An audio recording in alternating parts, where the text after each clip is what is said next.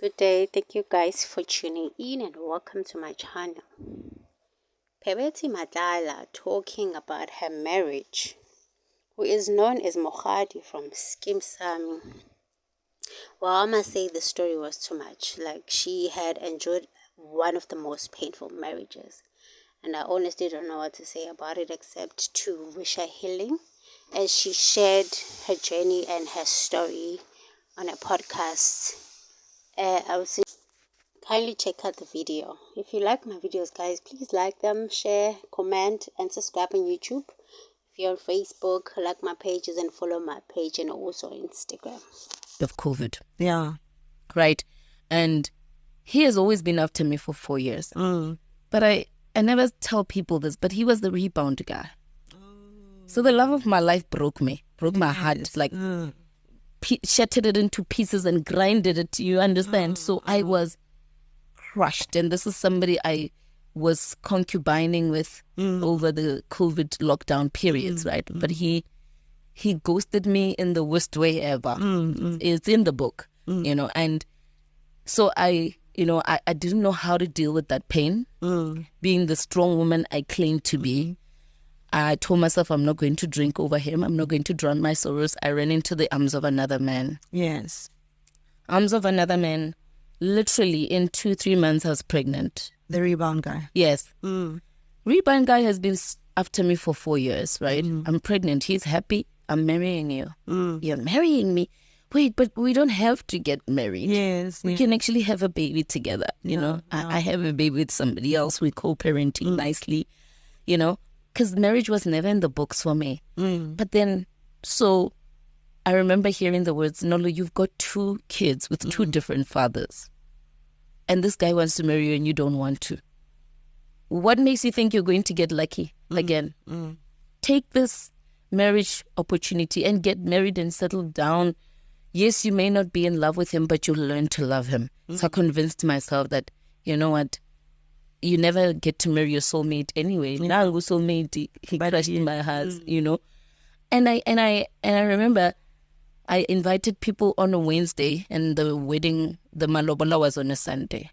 And people are like, how do you invite us literally 3 days before? Because that's when it clicked that I'm actually getting married, And we were introduced to broken versions of each other. And unfortunately, I knew the red flags before I even married him. He had an addiction problem.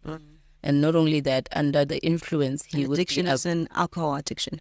I think something else as well. But yes, mostly when he's under the influence of alcohol. This is a rebound guy. Yeah. When he's under the influence of alcohol, he got really abusive.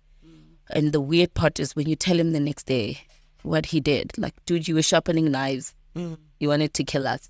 Really? So this guy you gone into this marriage and then it was... he was always action. like that. He was always... That's why I'm saying I saw the red flags. Okay. So people think my marriage was a fairy tale that turned dark overnight. It's been dark. It's been dark from day one.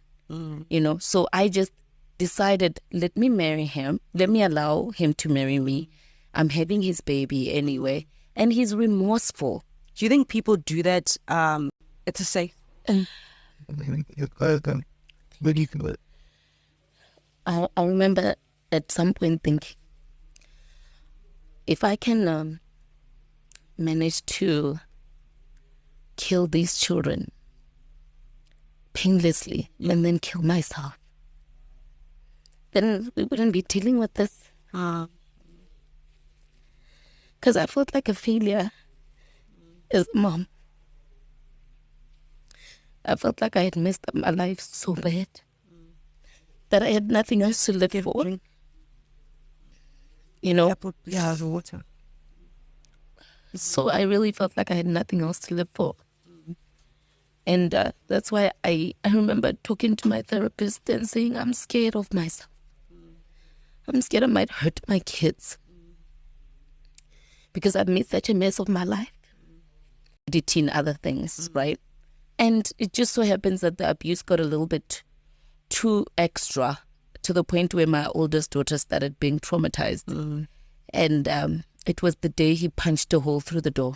Really? Of the bedroom we had locked ourselves into. So it was becoming a habit. every time he would drink, I would take the kids up. Let's lock ourselves in the bedroom. Because he gets violent and he doesn't remember. But the day he punched a hole through the door with his bare fist, I thought I was dying that day. So I was recording him.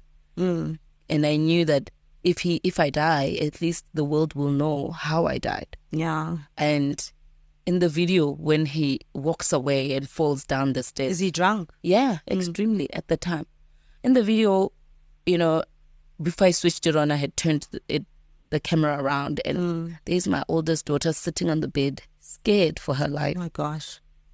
So I had to make a decision. Let the world laugh at me for having a 9-month marriage and not trying to make it work. Like they say marriage is hard, but I gave up in 9 months.